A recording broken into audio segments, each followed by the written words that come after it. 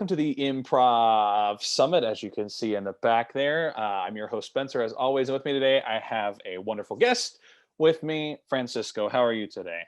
Hey Spencer, how are you? I'm doing well. I'm doing well. I think I've been stuck in this box for several months now. So Uh, by the time this airs, it'll be like over a year now at this point. yeah, But doing as much, having as much fun as I can in this little world right here. yeah, it has had its good times, I guess. Yeah. Yeah, It's like one of those things where it's like it's done its job. Now I would like to retire it, but I cannot yeah. retire it yet. I want to honor this. I want to do the Marie Kondo thing of hugging it. Just thank you for everything Uh-huh. you've given me, and just f off. I don't know if Yeah. I can curse. That's interesting. You can do whatever you want. I don't. I'm not keeping a. I mean, I keep it pretty clean, but I mean, you can do whatever you want. I let's don't care. let's be clean. Not to be like that clean. Like a PG 13 R, whatever you want. I don't care. G, Cool. we can do anything. All right, let's enough about MPAA rating system in America. Let's talk about your improv background. What is your general improv background? That can be training, coaching, teams, classes, whatever you want, but just your general improv background. Sure. As many people, I became aware of improv because of Whose Line Is It Anyway?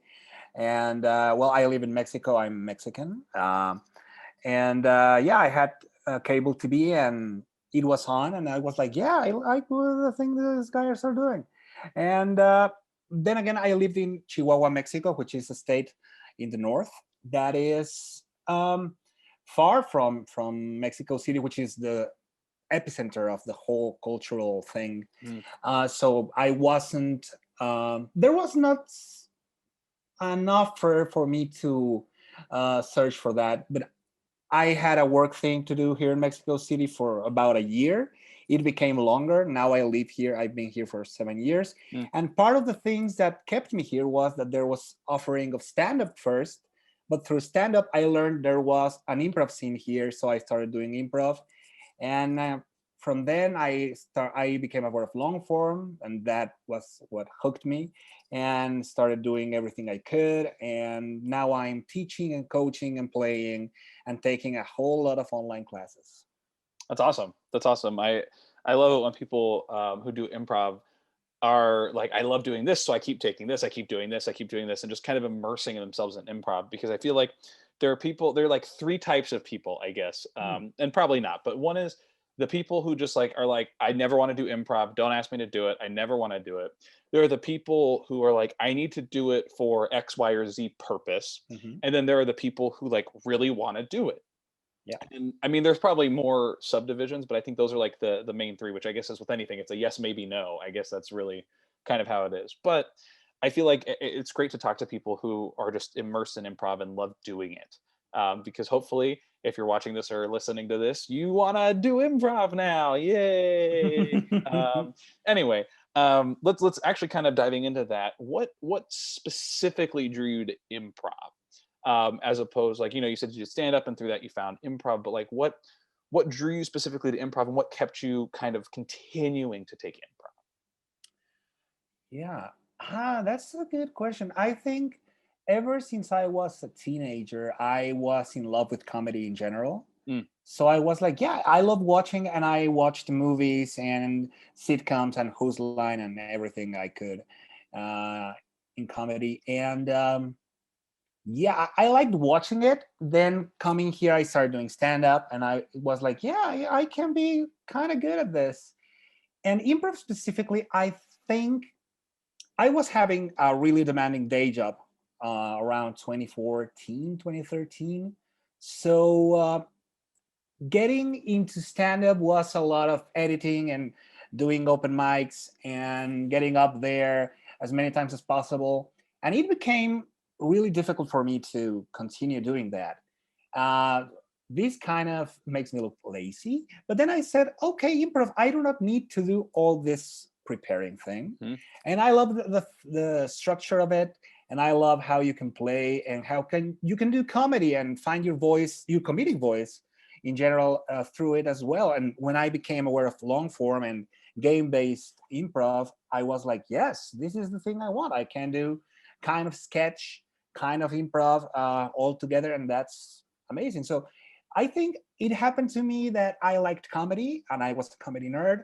And the more I dove in, the more I found a deeper hole to dive in. So I just kept Mm-hmm. diving. I spiral. That's the thing I do with everything. I've Spiral spiraled down. way down the rabbit hole of improv, and I Yeah. don't think I'll ever get out of it. No, no. But I don't mind. I love being in it. I love being in the hole. That sounds being in the hole. That sounds like it's a negative thing. I don't know. In this case, I love being in that rabbit hole. I love living in it. I don't want to go back out. I want to stay in this like play world, this world of play. That's what I want to do. I love being lost in this. I love being so immersed in this Hmm. just vacuum of Hmm. sadness. Yeah, a vacuum. I love it. It's like it sucks me in, and I don't want to leave. I cling Yeah. on. I'm like the dirt that clings onto the vacuum. You'll never let me out. You'll never get me. You'll never take me. You'll never take me alive, coppers. That's an old gangster movie trope. Yes.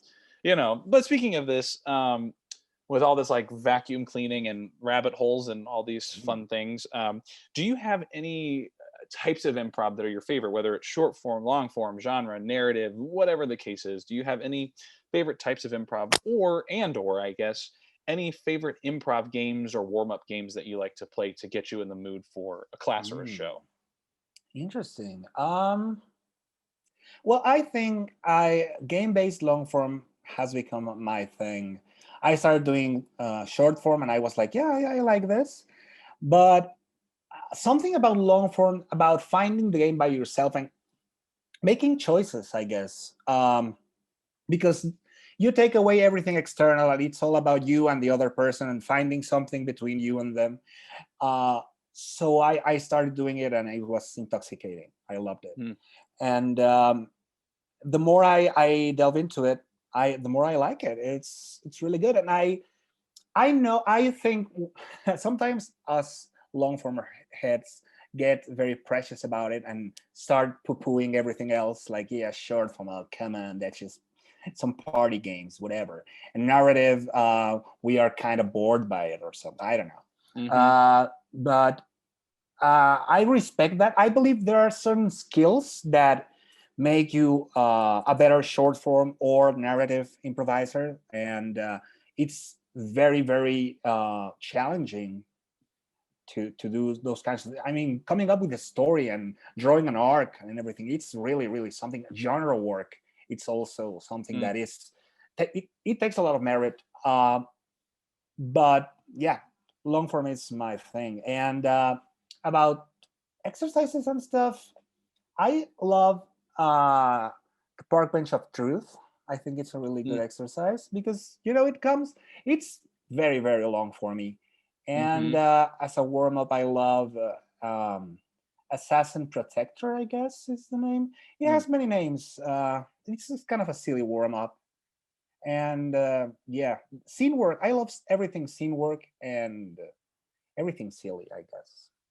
That's awesome. I'm not the greatest at scene work, so I'm glad that you love it because I give me like pun games, give me musical games, but scene work like I mean I'll do it. I'm not like oh poo poo scene work, Yeah. but I'm not the strongest at scene work and I know that and that's fine. But I think that's also something that's exciting because it's like because I know I'm not the strongest in scene work, I want to keep doing scene work because I want to get better at it. I'm Yeah. I can literally go to a 185 or like a hey waiter all day long and I could just rattle off puns like nobody's business or at least things that I think are puns or considered something that will get the audience to laugh. I don't need to practice my pun skills. I'm good. That's all I'm trying to say. But with scene work, there are people that I love working with doing scene work, especially if they love scene work, because I know that Yeah. it's not my strength. So playing with someone who loves scene work, I know that I can learn so much by just doing that with them. And so it's always fun to hear what people's favorite interests are as far as games or types of improv. Yeah. So I Uh, guess sorry.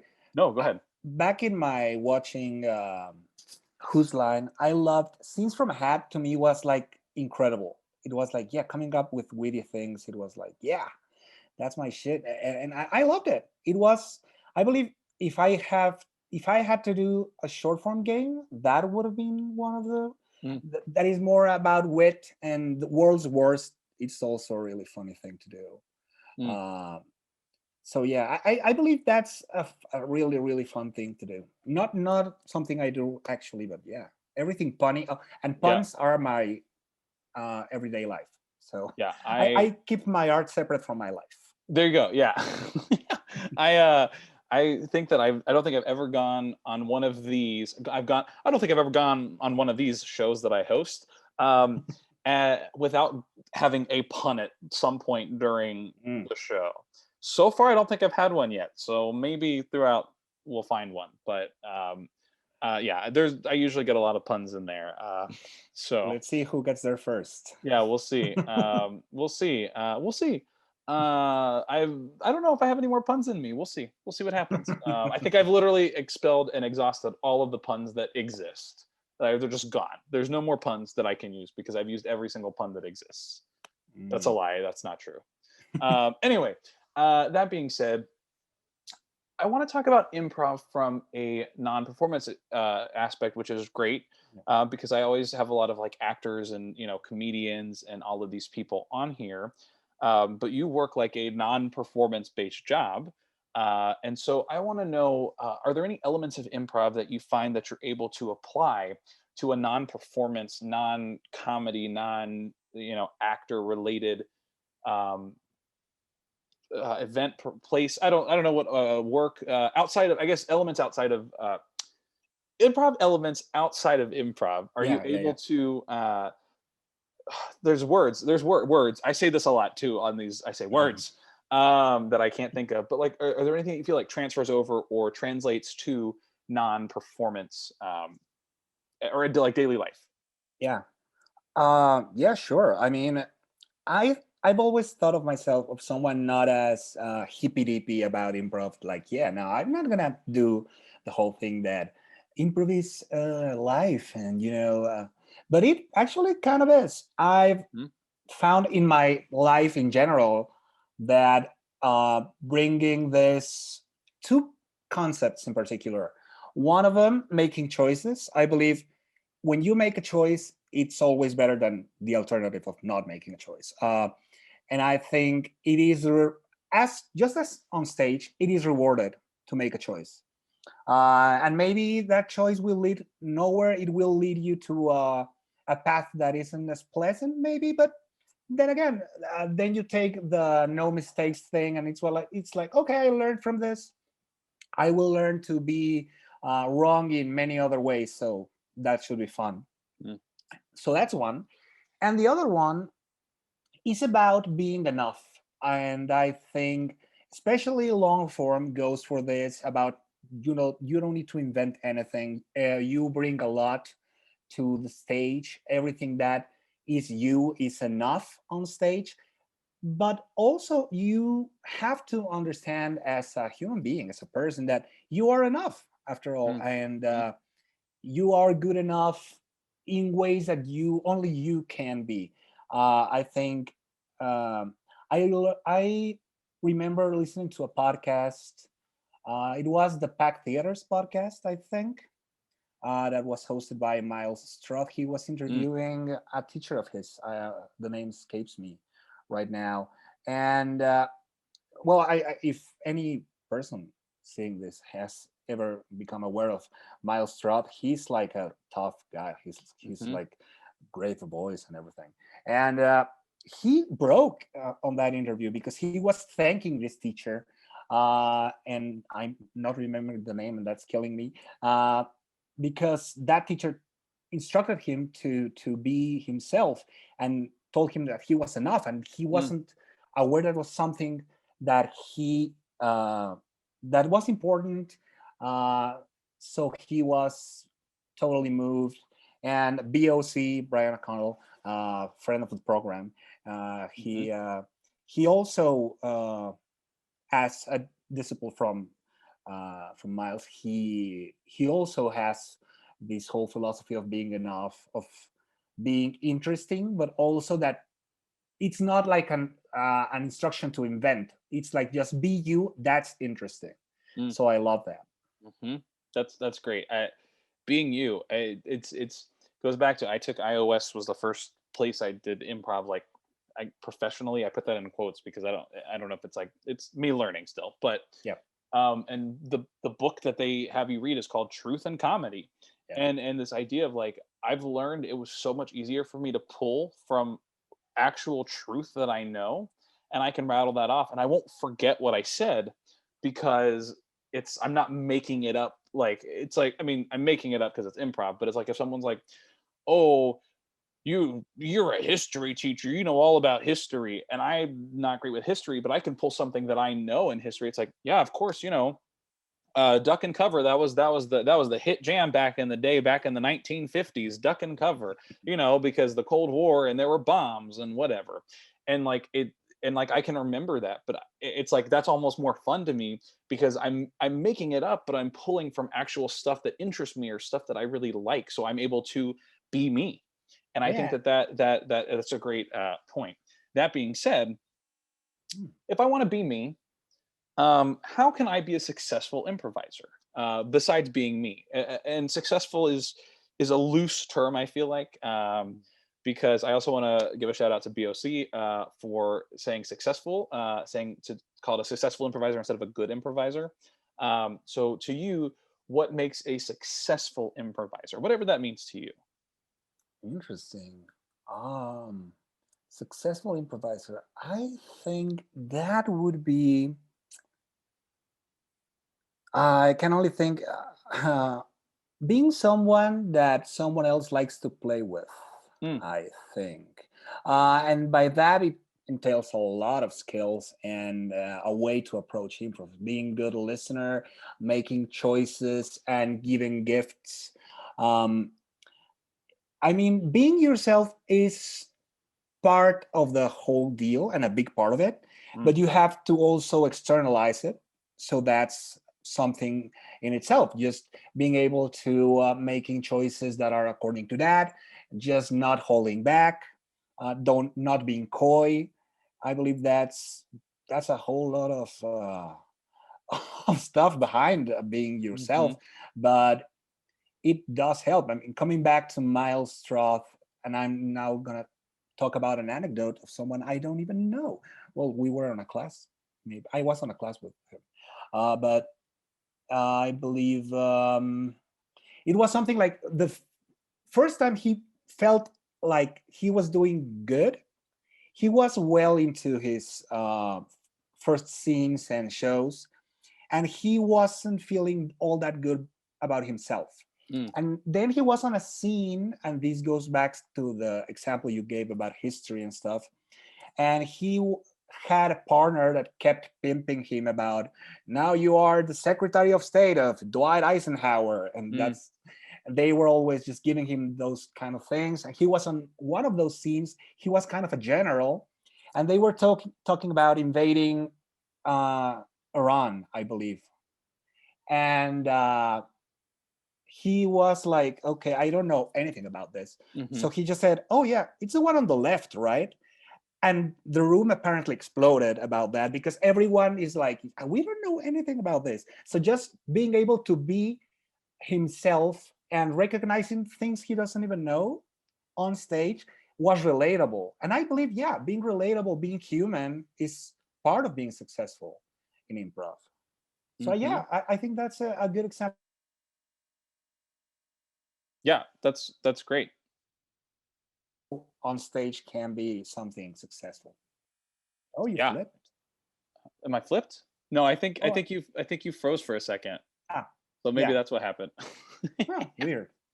But yeah, I think the idea of being human, I think, is really interesting because I know that for me, like, people are like, "Oh, you look so like you're having so much fun out there. You look like you're doing a great job." And I'm like, "Yeah, I'm still terrified. I'm really terrified because I for some personal reasons back in college, there was some people that I worked for that for whatever reason decided to just like tear me down every day.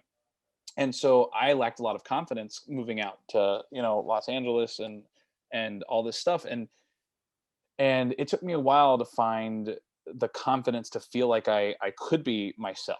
Mhm. because of whatever happened in the past. Which I mean, if you're watching or listening and you want to talk to me about it, I'm pretty open. I just don't want to linger on it.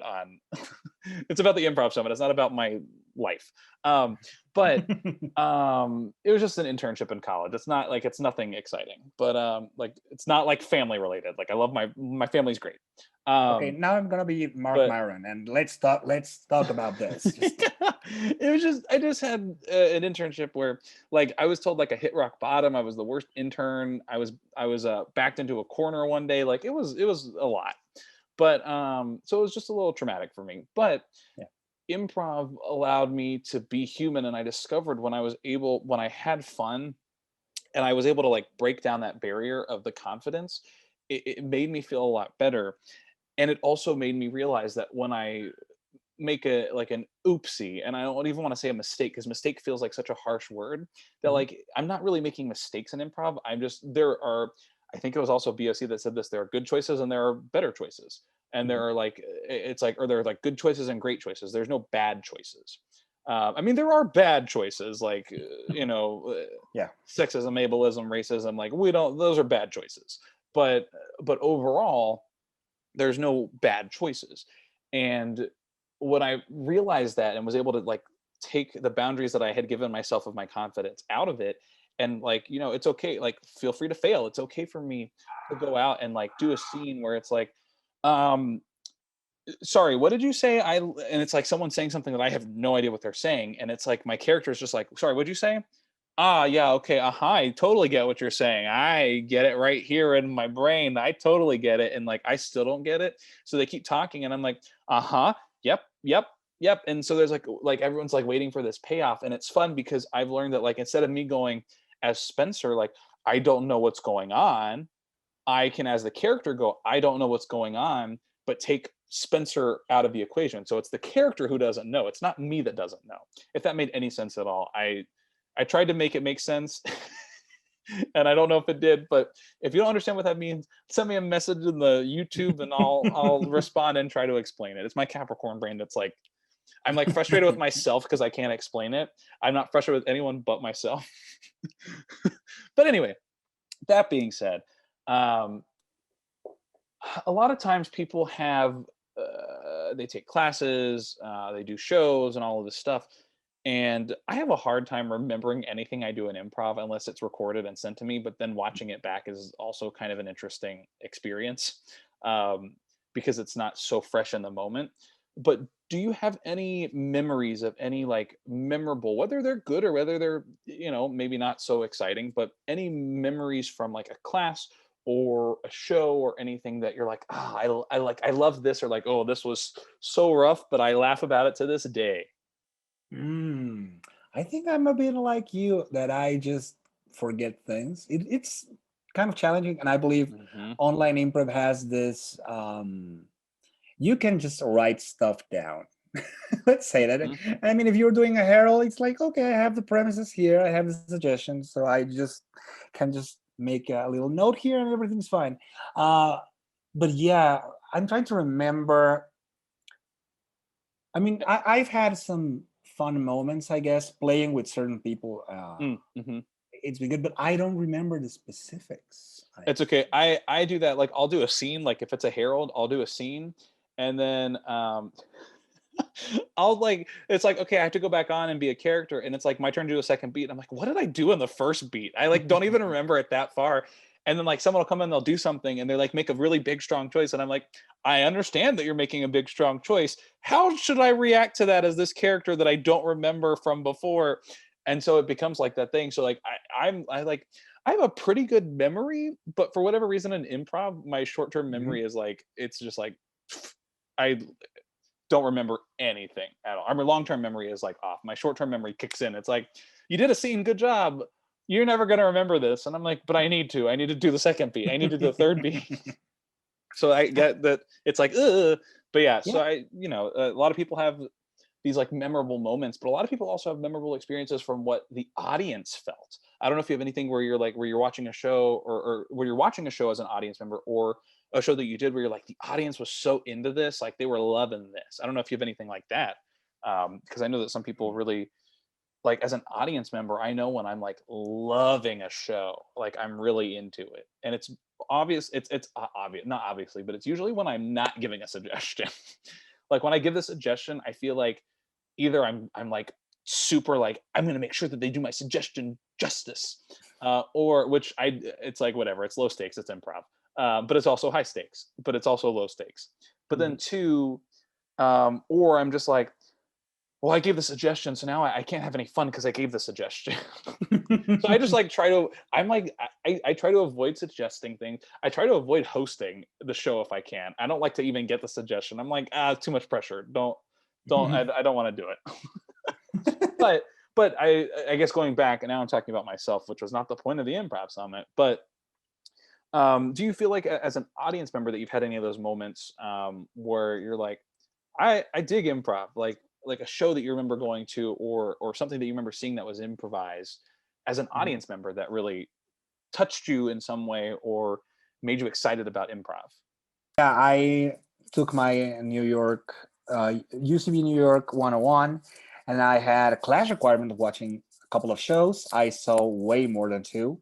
And one of them was the one with Adsit, Scott Adsit, and Tammy Sager. And it was really good. I remember that show because they were playing game, but they Mm, were playing slow as well. And they have several games play. They were doing a two-person mono scene in the end. So it was like, yeah, some long texture, dramatic, but also comedic thing. It was mm. awesome. I think that's a show that will always be in my memory because it was really, really solid. That's great. That's great. I love that.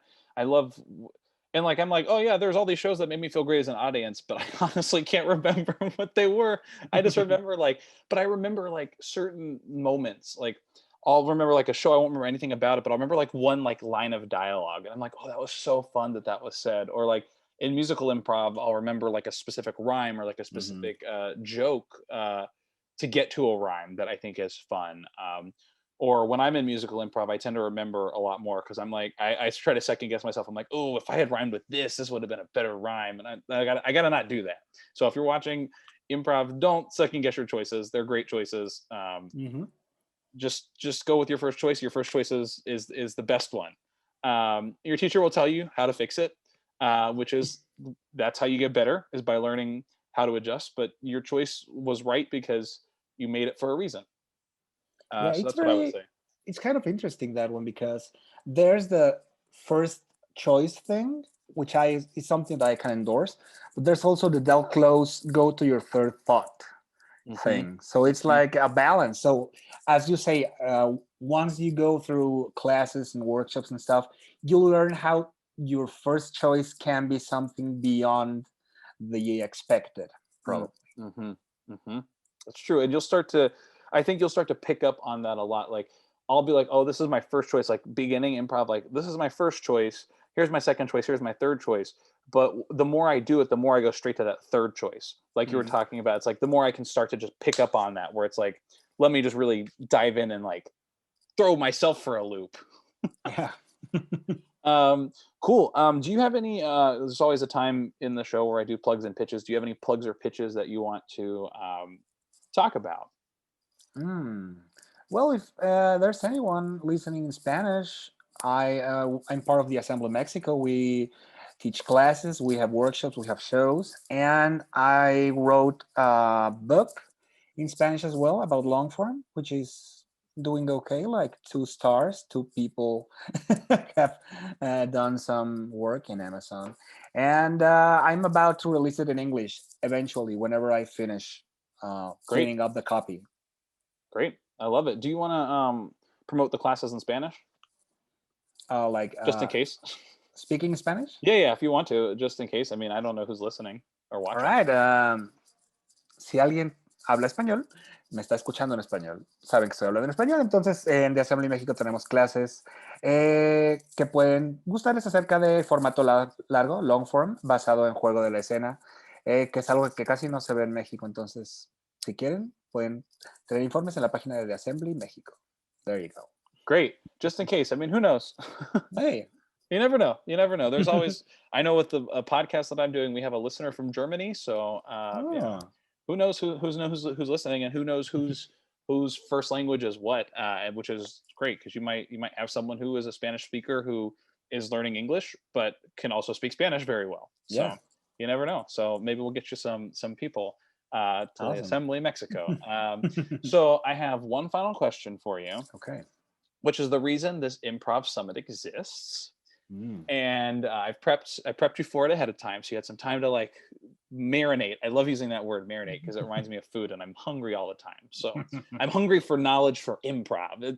There's a metaphor in there somewhere. It was kind of punny, I guess, sort of, kind It of. was, You yeah, know, yeah, it was getting there. It's I getting got there. there. I got there, sort of, kind of, whatever. Whatever. Um, anyway, I was like trying to think of like a pasta joke, and then I just was like, I'm past it now. So Ah. there it was. There it was. I got it. I got it. I got it in there. I finally got it in. Yeah. But the question I have is, I actually get a lot of people that pre-pandemic, but even now as well with all these online classes and opportunities, is people say, "Hey, Spencer, you do a lot of improv. Where should I take improv?" And it's honestly a hard question to answer, and I didn't realize how hard it was until I really had to like talk, until I really got the chance to talk to people about like what their goals are. And so that's why I'm bringing in people to kind of give a piece of advice or a tidbit and doing this improv summit about what they would say to someone or help someone to guide them on their journey. So if someone came up to you and asked you where they should take improv, what would be a piece of advice or a tidbit that you'd give them to help them on their journey? Interesting. Yeah, I think I'm of the same mind frame as you in regards to what do you want to achieve when you go into improv. And I think the best thing everyone can do is, if there are places that give some sort of spaces like jams or drop-ins or something like that, so you don't have to pay a whole 6 week, 8 week class, uh, maybe just do that and see if the vibe is right for you. um, but as of right now, I believe there are a lot of things going on. I believe Will Hines' school is really good, and the community is amazing. The world's greatest improv school, I believe it's the name. Mm. It's not pretentious, Will. You're doing fine. And UCB is amazing. The Assembly Toronto, and the Armory. Also, it's a New York school that's kind of small. It has a really, really fun community. I love them. Mm. Great. Great. Well, thank you for joining me. I know I said that was the last question, but I lied, as I do on every episode of this improv summit. You tricky bastard. I know I do. I do it a lot. I get called a lot of names. I get called a lot of very not some nice names and some not so nice names. But the Mm. final question I have for you before I ask you more questions is, would you like to do an improv scene? Sure. All right, let's do it. The suggestion is chocolate. Chocolate. Do you want me to initiate, or you want to initiate this one? You go first, and I'll do Okay, the second great. one. Chocolate. Thank you, chocolate. Thank you, chocolate.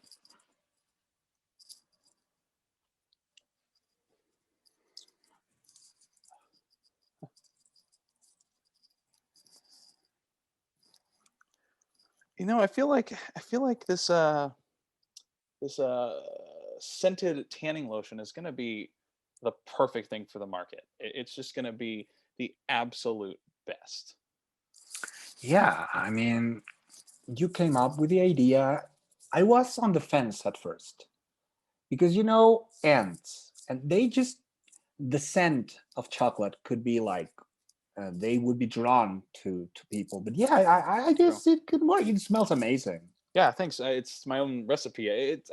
I feel like if shampoo and conditioner can have scents, why can't tanning lotion? I mean, you can. I mean, it might wash off on the beach, but then the ocean smells like chocolate. I mean, that's who That, doesn't want a chocolate ocean? yeah, I mean, can you imagine? I mean, I Now, can't. I can't imagine it. A chocolate well, ocean. a chocolate ocean. That's a whole lot of chocolate. That would be so tasty. And Wow. Yeah, you just transported me out of this place. It was really, It's really like good. it's like sea salt, dark chocolate. It's like sea salt, like that you put on chocolate because It it's sea enhances salt. the flavor. Yeah. Yeah, yeah, but it's like already sea salt because it's salt water. But then you just put a little like chocolate or like dark chocolate in there. It's like sea salt chocolate. Like that's the best kind of chocolate. A little sweet, a little salty, a little kick in there. It's nice. It's the best. It's gonna be a great chocolate ocean. Okay. Now I should just make the whole ocean chocolate. I feel like. Now, yeah. But I think you sometimes you get carried away. I like to get to think that you're overreaching right now because I don't want to taste chocolate on my seafood. I think. Okay, first of all, I do not get carried away, and second of Hmm. all, I have to agree with the seafood thing. I feel like the ocean water is great to be chocolate, but I also don't really want like chocolate calamari. That just seems a little odd to me. Yeah, I mean, you could brand it and it would be okay, I guess. But I don't think. I mean, it's like chewy with chocolate. I don't know. But okay, I'm sorry. I told you you get carried away. It's just I don't know. You are a very excitable person. I am. I love excitement. It's I love everything really, except for chocolate seafood. But the chocolate ocean, are you kidding me? No, I mean that's in a vacuum. That would be great. But we could In a also vacuum. take it worldwide. Just make all of the water chocolate. Then you have a lifetime supply of chocolate ocean. Oh, okay. Now that's 75% of the planet's surface, right? Something like that. 75, Yeah, 70. 75. I think it's 75. Yeah. And I believe water isn't like something that it's gonna last forever. I think there are going to be wars about water, or that's what I've heard. So I am not sure. Well, I think for now, I mean, until things change, we still have 75% of our nation in water. So we may as well not our nation, our whole world. Our whole world is full of water. So I think that's even Yeah. bigger. It's an even bigger scale. I can't believe I was thinking so small. I'm literally thinking of the whole world. I was literally thinking of the nation. The whole world covered in chocolate, water, chocolate Okay. ocean. The whole world can be one big chocolate Earth. Okay.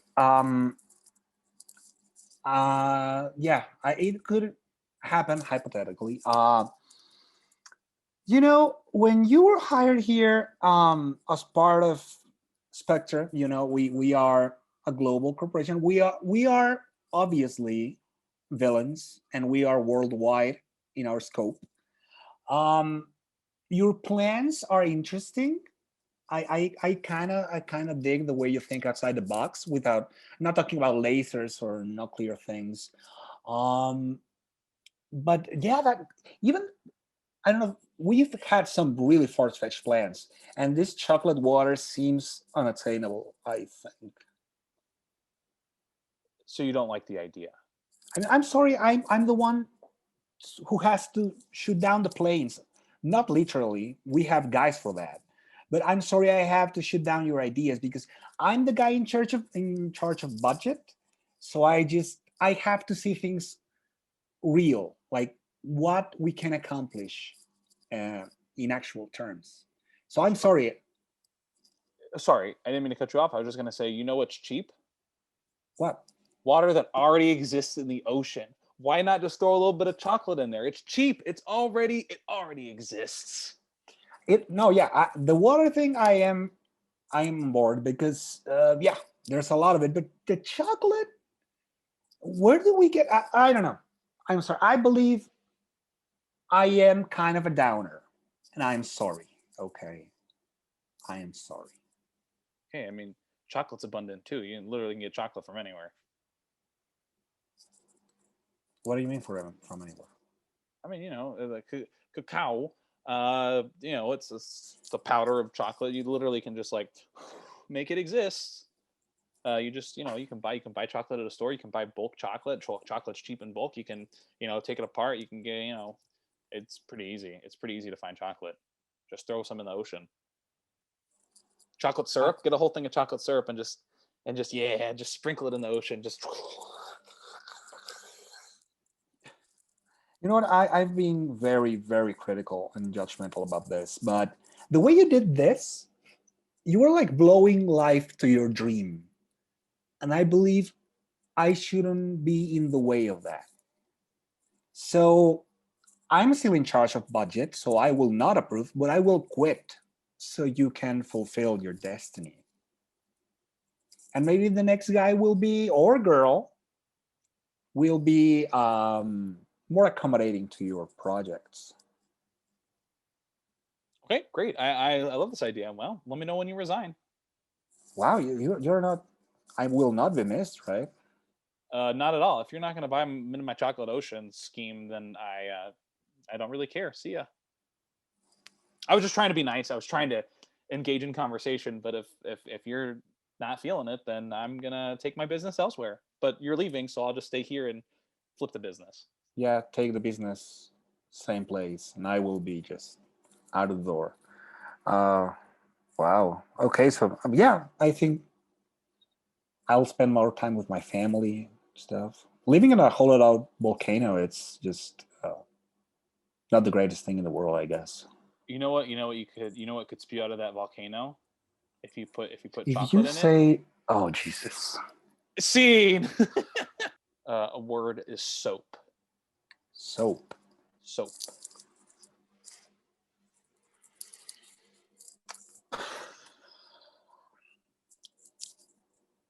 I'm gonna say it.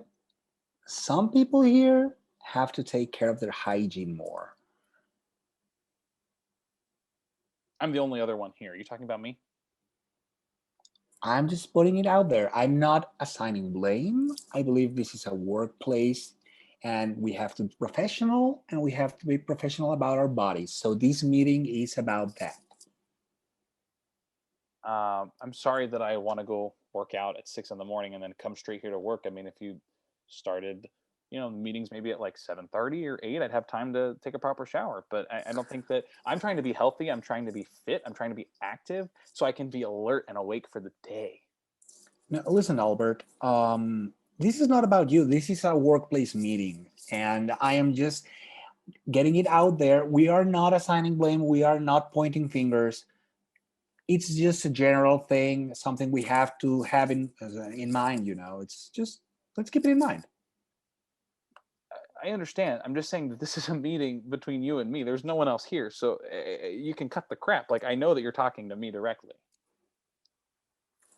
Listen, we have this bylaws, we have these rules and regulations about having meetings that aren't focused on one's behavior, but how to make the workplace better.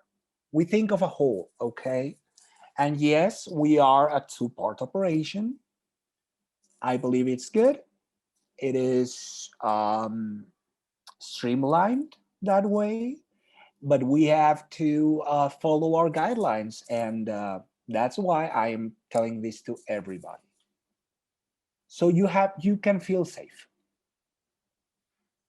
Well, I feel like you're just literally just telling me, and I don't feel comfortable anymore. I feel like this is a very one-sided meeting. I feel like you're Wow. just telling me what you want without really telling me what you want me to do, but you're trying to make it like a general consensus, a general statement of everyone in the meeting when it's really just you and me.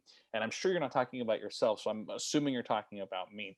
And for that, I don't appreciate it. I'm sorry that I might not smell the best, but maybe if we change the hours of work, maybe if I can come in at 7:30 or 8 instead of the hours that we set ahead of time for the both of us. Okay, I'm listening everyone's suggestions.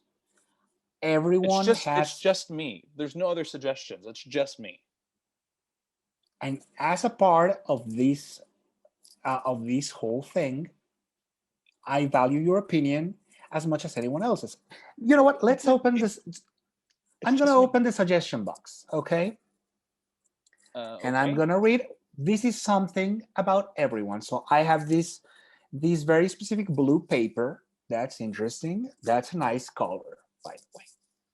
It says some people in the office shouldn't be flexing their muscles just to show they are doing exercise before work. That's an interesting suggestion. Thank you, whomever said that. I know it was you. You're the only one that uses blue paper in this office. It's available. I mean, you have to request it. It's literally the two of us. I don't use the blue paper, and I wouldn't write that as a suggestion because why would I suggest that I stop doing something that I'm already doing? No, it wasn't addressed to you. I mean, maybe, I don't know, maybe I have to realize that I shouldn't be flexing my muscles. Do So I you will flex your take that. muscles before work? No. So then it's directed at me.